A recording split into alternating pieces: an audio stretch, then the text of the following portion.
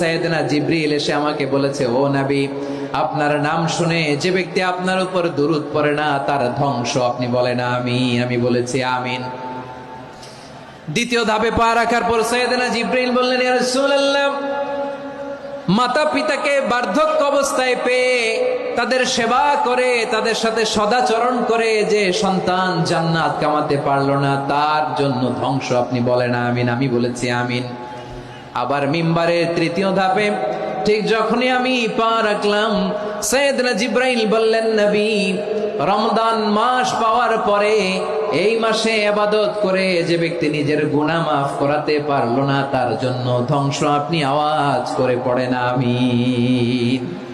কত বড় ধমক, কত বড় ওয়ার্নিং দেখছেন! যে রমাদান পেয়েছে কিন্তু রমাদানের ইবাদত করার মধ্য দিয়ে সে নিজেকে জাহান্নাম থেকে মুক্ত বানাতে পারলো না, তার উপর আল্লাহ লানত, তার জন্য ধ্বংস। সাইয়েদনা জিবরাইল বলেছেন আমিন, স্বয়ং বিশ্বনবীও বলেছেন আমিন। আওয়াজ করে পড়েন নাউযুবিল্লাহ।